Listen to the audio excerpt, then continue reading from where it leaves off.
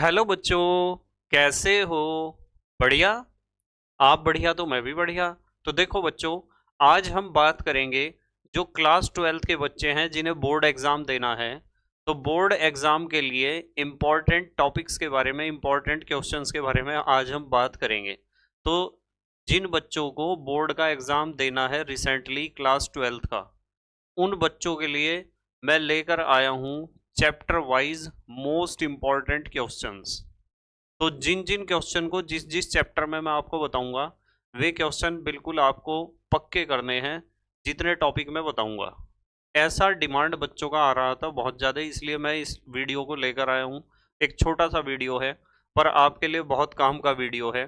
कुछ बच्चे तो ऐसे हैं जो पूरी तैयारी करके चलते हैं, पूरे नोट्स में अपने पढ़ेंगे, ढंग से तैयार करेंगे, हर एक क्वेश्चन को लगाएंगे, न्यूमेरिकल को भी लगाएंगे।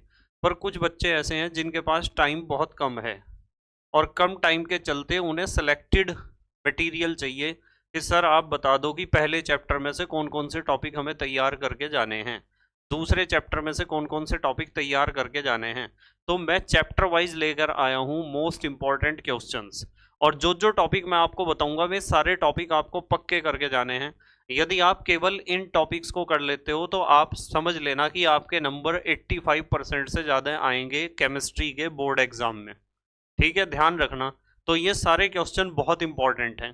तो आप हर एक क्वेश्चन को ध्यान से समझोगे और ये पूरा का पूरा पीडीएफ आपको अवेलेबल हो जाएगा।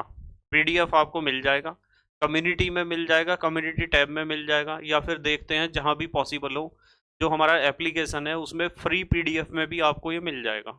ठीक है, तो सब बच्चे बिल्कुल ध्यान से समझेंगे, बहुत काम की बात है, बहुत ज़्यादा काम की बात।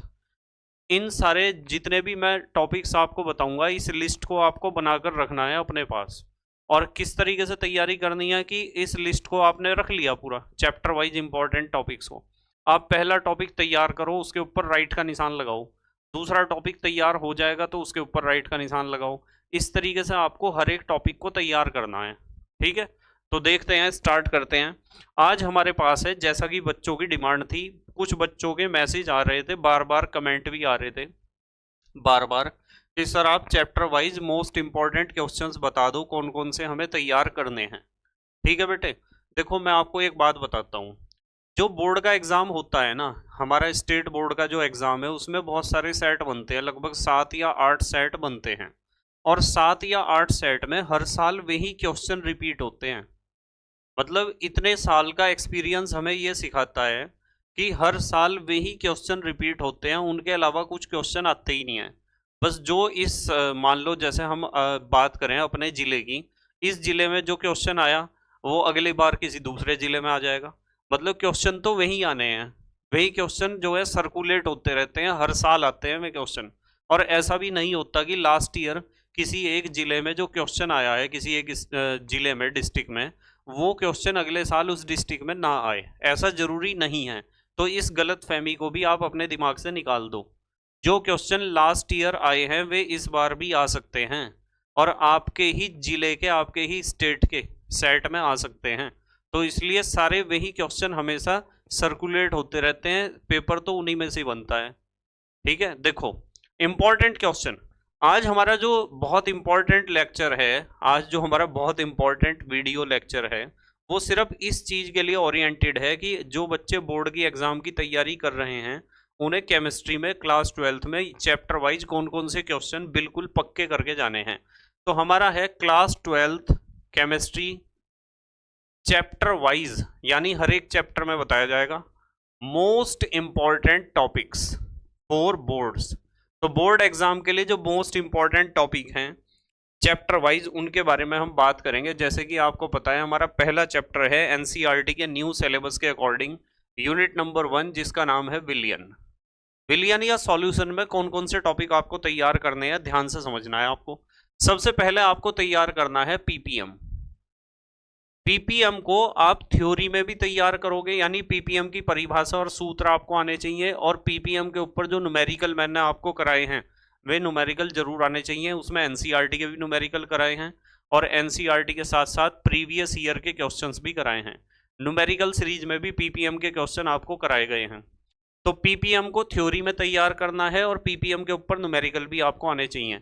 इसी तरीके से नॉर्मलता की परिभाषा, सूत्र और इसके ऊपर न्यूमेरिकल, मोलरता, मोललता और मोल प्रभाज।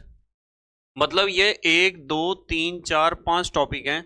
ये आपको थ्योरी में भी आपको इनकी परिभाषा और सूत्र याद होने चाहिए और इनके ऊपर जो न्यूमेरिकल होते हैं वे भी आने चाहिए, छोटे छोटे न्यूमेरिकल। नंबर 2, हेनरी का नियम। हेनरी के नियम में आपको थ्योरी में भी आना चाहिए हेनरी का नियम, और हेनरी के नियम के ऊपर आधारित न्यूमेरिकल भी आने चाहिए। ये दोनों चीज पक्की करके जानी है। नंबर 3, द्रव द्रव विलयन के लिए राउल्ट का नियम। जो द्रव द्रव विलयन के लिए राउल्ट का नियम है वो थ्योरी में भी आपको आना चाहिए और उसके ऊपर आधारित न्यूमेरिकल भी आने चाहिए। नंबर 4, अवाष्पशील विलय के लिए राउल्ट का नियम। अवाष्पशील विलय के लिए राउल्ट का नियम आपको याद होगा कि विलायक के वाष्प दाब में आपेक्षिक अवनमन विलय के मोल प्रभाज के बराबर होता है। ये थ्योरी में भी आपको आना चाहिए और इसके ऊपर न्यूमेरिकल भी जरूर आना चाहिए करना। उसके बाद पांचवा जो इंपॉर्टेंट टॉपिक है इस चैप्टर का वो है चारों अणु संख्या गुणधर्म। और चारों अणु संख्या गुणधर्म आपको पता है, जैसे वाष्प दाब का अपेक्षिक अवनमन, क्वथनांक का उन्नयन, हिमांक का अवनमन और परासरण दाब। ये 4 अणु संख्या गुणधर्म, इन चारों के बारे में आपको जानकारी होनी चाहिए जरूर। और इन चारों गुणधर्मों के ऊपर जो छोटे क्वेश्चन होते हैं ना वे आएंगे, जैसे निम्नलिखित में से किस विलयन का परासरण दाब सबसे ज्यादा होगा, निम्नलिखित में से किस विलयन में हिमांक का अवनमन सबसे ज्यादा होगा। इस तरह के क्वेश्चन जो आते हैं ना, छोटे प्रश्न, वे आपको जरूर आने चाहिए। ब्रैकेट में लिख दिया गया है छोटे प्रश्न। Number 6, m is equal to 1000 kW upon delta T into capital W। इसके ऊपर न्यूमेरिकल जरूर आएगा एग्जाम में, ध्यान रखना। आपको पता है ये फार्मूला मोलल उन्नयन स्थिरांक, मोलल अवनमन स्थिरांक, इन दोनों में काम करता है। और ये m का मतलब क्या है यहाँ, अणुभार। तो मोलल उन्नयन स्थिरांक और मोलल अवनमन स्थिरांक के ऊपर क्वेश्चन एग्जाम में जरूर आएगा, पक्की बात है, बिल्कुल 100%। 7वां टॉपिक है PV is equal to NRT, या फिर n का मतलब यहाँ मोलों की संख्या है ना, मोलों की संख्या को आप लिख सकते हो भार बटे अणुभार से। PV is equal to W बटे एमआरटी। इसके ऊपर भी न्यूमेरिकल एग्जाम में जरूर आएगा।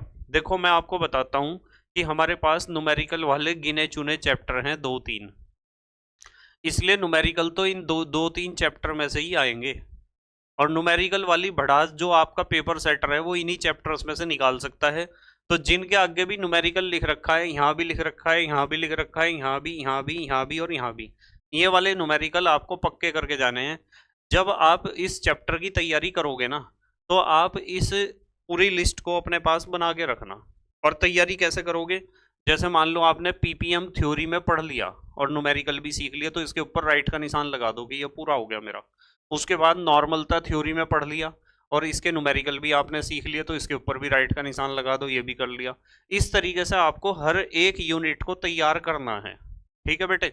चलो मूव करते हैं। स्क्रीनशॉट लेना चाहो तो ले लो आप, स्क्रीनशॉट ले लिया। चलो दूसरे यूनिट पर आते हैं। हमारा दूसरा यूनिट है विद्युत रसायन। दूसरा यूनिट क्या है, विद्युत रसायन, जिसे आप इलेक्ट्रोकेमिस्ट्री भी कहते हो। विद्युत रसायन या इलेक्ट्रोकेमिस्ट्री, इसके बारे में बात करते हैं। चलो देखो, यूनिट नंबर 2 विद्युत रसायन। इसमें सबसे पहले चालकत्व, विशिष्ट चालकत्व, तुल्यांकी चालकत्व, मोलर चालकत्व, इन सब की परिभाषा और सूत्र आने चाहिए। और इनके ऊपर जो छोटे छोटे न्यूमेरिकल हैं वे भी जरूर आने चाहिए आपको, ये भी पक्के करके जाने हैं। नंबर 2 कोलराउस नियम, आपको बिल्कुल थ्योरी और न्यूमेरिकल दोनों में पक्का करके जाना है। थ्योरी में भी ये आना चाहिए और इसके ऊपर जो न्यूमेरिकल आते हैं वो भी करना आना चाहिए। नंबर 3 इलेक्ट्रोड विभव की परिभाषा आपको आनी चाहिए। मानक इलेक्ट्रोड विभव की परिभाषा आनी चाहिए।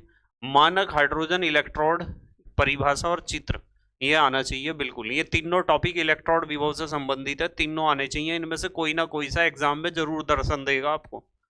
उसके बाद सेल का जो ईएमएफ होता है उसके ऊपर न्यूमेरिकल कराए थे मैंने आपको। सेल के विद्युत वाहक बल पर न्यूमेरिकल, 2 तरह के फार्मूले थे, उन दोनों तरह के फार्मूलों पर न्यूमेरिकल आपको करने आने चाहिए। उसके बाद नंबर 5 पर है विद्युत रासायनिक श्रेणी पर प्रश्न। ये बहुत इंपॉर्टेंट है बेटे। विद्युत रासायनिक श्रेणी जो हमारी होती है उसमें बहुत छोटे छोटे क्वेश्चंस आपको कराए थे, वे क्वेश्चन आपको जरूर आने चाहिए। आपको क्वेश्चन बैंक में भी मिल जाएंगे और अपने नोट्स में भी मिल जाएंगे। इसके ऊपर क्वेश्चन एग्जाम में जरूर आएगा, 100% है ये बात। उसके बाद नंबर 6 पर नर्स्ट समीकरण। नर्स्ट समीकरण जो है पुरानी प्लेलिस्ट में भी आपको कराई गई है और नई प्लेलिस्ट में जब मैं आपको क्वेश्चंस करा रहा था तो वहां भी कराई गई है, ठीक है। तो नर्स्ट समीकरण भी आपको पक्की करके जानी है। दूसरे यूनिट में से ये 6 टॉपिक हैं जो उनसे आपको बिल्कुल पक्के करके जाने हैं। स्क्रीनशॉट लेना चाहो तो ले लो आप स्क्रीनशॉट। चलें बेटे आगे। देखो इसमें से भी न्यूमेरिकल है ना, तो अभी 2 यूनिट में से न्यूमेरिकल है, अब इस यूनिट में भी न्यूमेरिकल हैं, गिने चुने हैं। देखो बेटे तीसरा यूनिट जो हमारा है उसका नाम है रासायनिक बलगतिकी, ठीक है, रासायनिक बलगतिकी, ये तीसरा यूनिट है। एक मिनट जरा एक चीज चेक कर लेता हूं। हाँ दूसरा विद्युत रसायन था, तीसरा यूनिट है रासायनिक बलगतिकी। अब रासायनिक बलगतिकी को देख लो आप, इसमें से कौन कौन से क्वेश्चन आपको बिल्कुल पक्के करके जाने हैं। रासायनिक बलगतिकी में सबसे पहले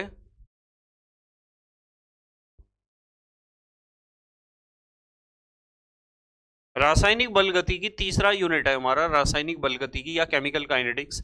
इसमें सबसे पहले अभिक्रिया की कोटि, इसकी परिभाषा आपको जरूर आनी चाहिए।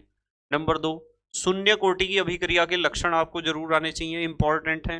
नंबर 3 प्रथम कोटि की अभिक्रिया के लक्षण आपको जरूर आने चाहिए। और मैं आपको एक बात को स्पष्ट कर देता हूं कि इस चैप्टर में से रासायनिक बलगतिकी में से प्रथम कोटि की अभिक्रिया से संबंधित क्वेश्चन जरूर आएगा एग्जाम में, बिल्कुल आएगा 100%। तो शून्य कोटि की अभिक्रिया के बाद प्रथम कोटि की अभिक्रिया के लक्षण आपको आने चाहिए। नंबर 4 प्रथम कोटि की अभिक्रिया का समाकलित वेग समीकरण का डेरिवेशन आपको जरूर आना चाहिए करना। नंबर 5 प्रथम कोटि की अभिक्रिया पर आंकिक प्रश्न जरूर आने चाहिए। और मैं आपको बिल्कुल पक्का बताता हूं कि ये वाला जो टॉपिक मैं आपको बता रहा, इसके ऊपर न्यूमेरिकल एग्जाम में जरूर आएगा, 100% बात है। प्रथम कोटि की अभिक्रिया पर न्यूमेरिकल जरूर आएगा एग्जाम में। नंबर 6 अभिक्रिया की आणविकता, इसकी परिभाषा आनी चाहिए आपको बिल्कुल। और आणविकता और कोटि जो यहाँ लिखा है, देखो कोटि और यहाँ आणविकता, कोटि और आणविकता को पूरा पढ़ के जाना है। कोटि के आधार पर अभिक्रिया कितने प्रकार की होती हैं, आणविकता के आधार पर अभिक्रियाएं कितने प्रकार की होती हैं। उसके बाद 7वां टॉपिक है आपका आभासी या छद्म एकाणुक अभिक्रिया। आभासी या छद्म एकाणुक अभिक्रिया के बारे में भी आपको बिल्कुल पढ़कर जाना है। तो ये 7 टॉपिक है जो आपको बिल्कुल पक्के करके जाने हैं, ठीक है बेटे। स्क्रीनशॉट ले लो जल्दी से, तीसरे यूनिट में ये मैटर आपको पूरा पक्का आना चाहिए। अब आते हैं हम यूनिट नंबर 4 पर, फोर्थ यूनिट, यूनिट नंबर 4। जो फोर्थ यूनिट है हमारा उसका नाम है डी व एफ ब्लॉक तत्व, जिससे बच्चे बहुत ज्यादा डरते हैं, पर बहुत मजेदार यूनिट है। और इसमें से बहुत कम मटेरियल आपको पक्का करके जाना है। इंपॉर्टेंट क्वेश्चन इसमें से एक तो ये बनता है डी ब्लॉक तत्वों के लक्षण, इन्हें पढ़ के जाओ, डी ब्लॉक तत्वों के सारे लक्षणों को। नंबर 2 एफ ब्लॉक तत्वों के लक्षण, इन्हें भी पक्का करके जाओ। और नंबर 3 लैंथेनाइड संकुचन भी आपको आना चाहिए, जो एफ ब्लॉक तत्वों के लक्षणों में से एक लक्षण है। तो ये 3 क्वेश्चन बहुत इंपॉर्टेंट हैं, डी ब्लॉक तत्वों के लक्षण, एफ ब्लॉक तत्वों के लक्षण और लैंथेनाइड संकुचन। स्क्रीनशॉट लेना चाहो तो ले लो, ले लिया।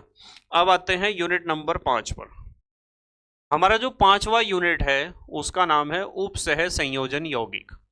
उपसह संयोजन यौगिक में एक तो आईयूपीएसी नाम आने चाहिए आपको जरूर, एग्जाम में आईयूपीएसी नाम पूछे जाएंगे, ध्यान रखना। और नंबर 2 पर आपको आना चाहिए वीबीटी व सीएफटी पर उदाहरण वाले प्रश्न, ये जरूर आएगा एग्जाम में।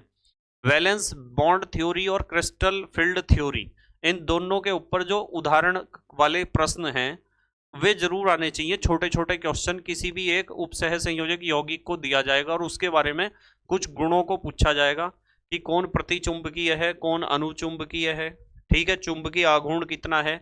तो वीबीटी और सीएफटी के ऊपर ये क्वेश्चन आपको करने आने चाहिए, सारे क्वेश्चन मैंने आपको करा रखे हैं। नंबर 3 वर्नर का सिद्धांत आपको पक्का करके जाना है, ठीक है, वर्नर का सिद्धांत। आगे आते हैं, चलो स्क्रीनशॉट ले लिया आपने इसका, स्क्रीनशॉट ले लो, ले लिया बेटे, ठीक है। चलो नेक्स्ट यूनिट नंबर 6, छठा यूनिट।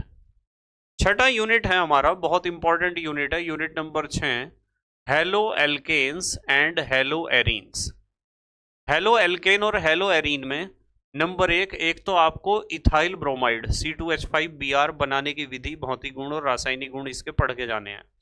एक C2H5Cl यानी क्लोरोबेंजीन और इथाइल ब्रोमाइड दोनों पक्के करके जाने हैं।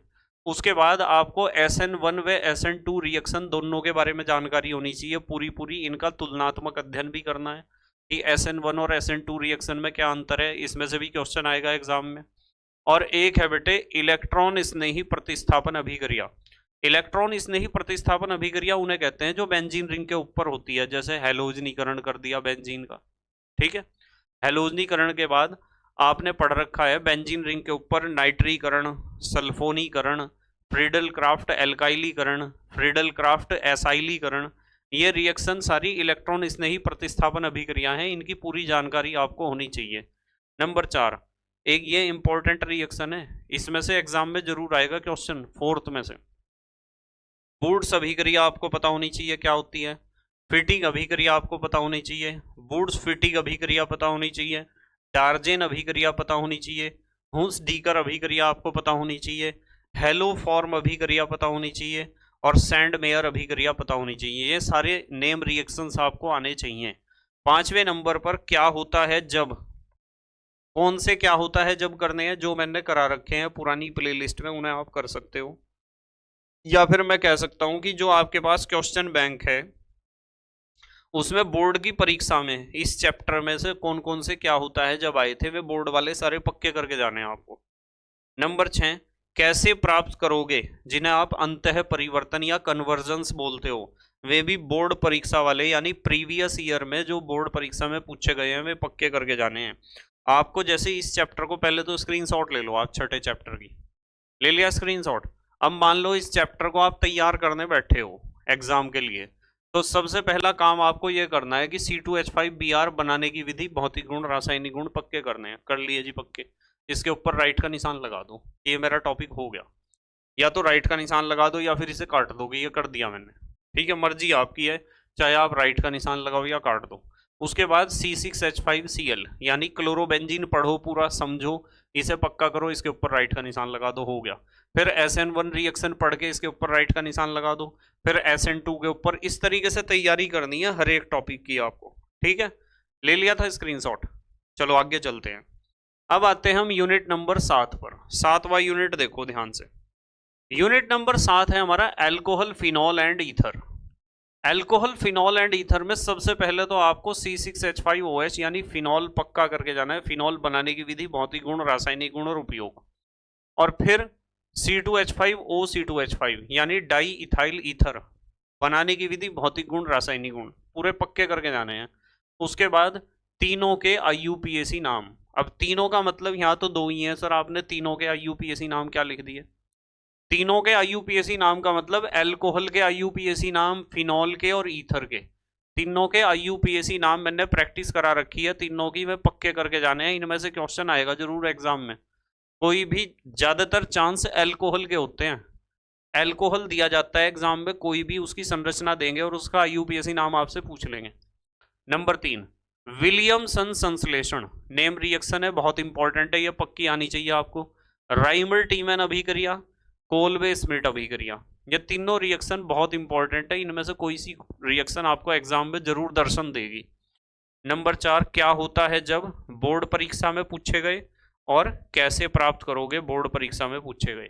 जो बोर्ड परीक्षा में इससे पहले पूछे गए हैं प्रीवियस ईयर के क्वेश्चंस में, क्या होता है जो और कैसे प्राप्त करोगे। स्क्रीनशॉट लो जल्दी से, ले लिया। आते हैं यूनिट नंबर 8 पर। देखो यूनिट नंबर 8, यहाँ हमारी यूनिट नंबर 8 है, ध्यान से समझना। यूनिट 8 का नाम है aldehyde ketones and carboxylic acid.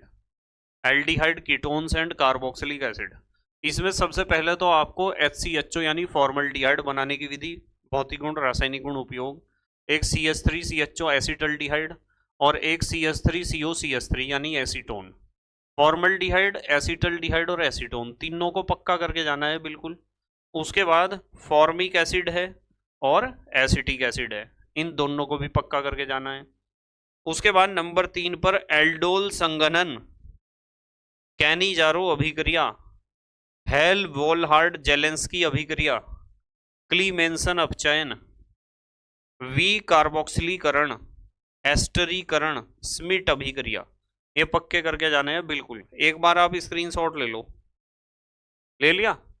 ठीक है। उसके बाद दो चीज और हैं इसमें, दो चीज इसमें और हैं।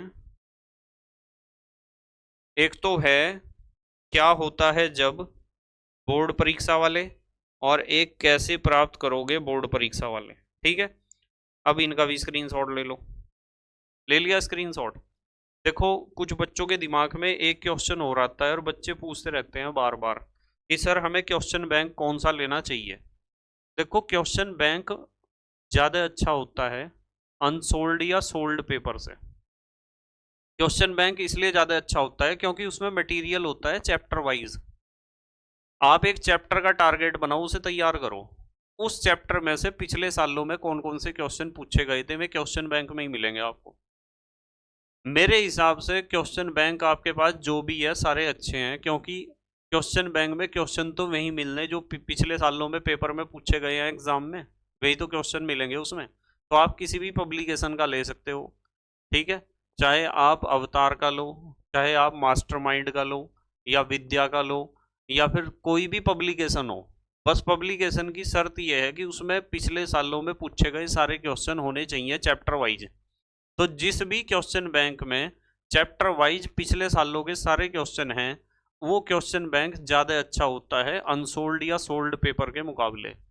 अनसोल्ड या सोल्ड में चैप्टर वाइज मटेरियल आपको नहीं मिलेगा, जबकि क्वेश्चन वाइज क्वेश्चन जो आपका चैप्टर वाइज जो मिलेगा मटेरियल, प्रीवियस ईयर के क्वेश्चन चैप्टर वाइज जो मिलेंगे वे क्वेश्चन बैंक में ही मिलेंगे। इसलिए क्वेश्चन बैंक ज़्यादा अच्छा माना जाता है उनके मुकाबले। ठीक है, देखो जो हमारा यूनिट नंबर 9 है उसका नाम है एमीन, या एमीन को आप नाइट्रोजन युक्त कार्बनिक यौगिक भी कह सकते हो। इसमें सबसे पहले तो आपको इथाइल एमीन पक्का करके जाना है C2H5NH2, और एक आपको एनिलीन पक्का करके जाना है, बेंजीन रिंग के ऊपर NH2 अटैच है। उसके बाद कार्बाइल एमीन अभिक्रिया बहुत इंपॉर्टेंट है, हाफमैन ब्रोमेमाइड अभिक्रिया और स्मिट अभिक्रिया, ये तीनों रिएक्शन आपको जरूर आनी चाहिए। और फिर क्या होता है जब बोर्ड परीक्षा वाले, और फिर कैसे प्राप्त करोगे बोर्ड परीक्षा वाले, ये पक्के होने चाहिए बिल्कुल। ये सारे टॉपिक जितने भी मैं आपको बता रहा हूँ सारे आपको पक्के करके जाने हैं। स्क्रीनशॉट लो जल्दी से, मतलब कोई भी बच्चा ऐसा ना हो जिसके ये टॉपिक तैयार ना हो और वो बोर्ड परीक्षा में बैठ जाए जाकर। ये टॉपिक तो आपको बिल्कुल पक्के करने हैं। और ये टॉपिक मैं उन बच्चों के लिए बता रहा हूँ जो बच्चे जिनके पास टाइम कम है, जिन्होंने अपनी तैयारी ढंग से नहीं करी पूरे साल भर और उन्हें 85% नंबर चाहिए। यदि ये टॉपिक आपने तैयार कर लिया तो 85% तो आ ही जाएंगे आपके। सारे इंपॉर्टेंट टॉपिक हैं। अब आते हैं हम यूनिट नंबर 10 पर। 10वां यूनिट है जैव अणु या बायोमॉलिक्यूल्स। इसमें सबसे पहले आपको ग्लूकोज और फ्रक्टोज, इनकी संरचना, गुण और परीक्षण टेस्ट। तो ग्लूकोज और फ्रक्टोज की संरचना दोनों की आनी चाहिए, इनके गुण आने चाहिए। संरचना बताने के लिए ही गुण दिए गए हैं हमें, ठीक है। और परीक्षण आने चाहिए, इनके टेस्ट किस तरीके से हम करेंगे परीक्षण। नंबर 2, हार्मोन्स के बारे में जानकारी होनी चाहिए और प्रोटीन के बारे में जानकारी होनी चाहिए, ठीक है। प्रोटीन की प्राथमिक, द्वितीयक, तृतीयक संरचना जरूर आनी चाहिए सब बच्चों को। उसके बाद एमिनो एसिड के बारे में जानकारी होनी चाहिए, और ये बहुत इंपॉर्टेंट टॉपिक है, जरूर आएगा एग्जाम में, ज्यूटर आयन। एमिनो एसिड ही ज्यूटर आयन की तरह काम करता है, आपको पता है इस बात का। जब क्वेश्चन सीरीज मैंने आपको कराई थी तो क्वेश्चन सीरीज में ये सारे क्वेश्चन आपको देखने को मिल रहे थे, फिर भी मैंने आपको बता दिया। नंबर 4, समविभव बिंदु बहुत इंपॉर्टेंट है। नंबर 5, प्रोटीन का विकृतीकरण बहुत इंपॉर्टेंट है। नंबर 6, पेप्टाइड बंध बहुत इंपॉर्टेंट है। स्क्रीनशॉट लो जरा, पहले आप स्क्रीनशॉट लो। ले लिया? एक टॉपिक हो रहा है इसका, एक टॉपिक है ये नंबर 7, पेप्टाइड। पेप्टाइड किसे कहते हैं ये भी आपको पक्का करना है, स्क्रीनशॉट ले लो। अब देखो, ले लिया सबने स्क्रीनशॉट? मैं आपको एक बात बताता हूँ बहुत बढ़िया, ध्यान से समझना। एक बात बहुत बढ़िया बताता हूँ कि हमारे पास जितनी भी यूनिट हैं, इन यूनिट में यदि हम न्यूमेरिकल्स की बात करें तो न्यूमेरिकल बेटे एक तो इस चैप्टर में न्यूमेरिकल है, पहला चैप्टर तो ये है, इसमें न्यूमेरिकल है विलियन में, और एक इस चैप्टर में न्यूमेरिकल है दूसरे में, विद्युत रसायन में। और एक इस चैप्टर में न्यूमेरिकल है तीसरे में।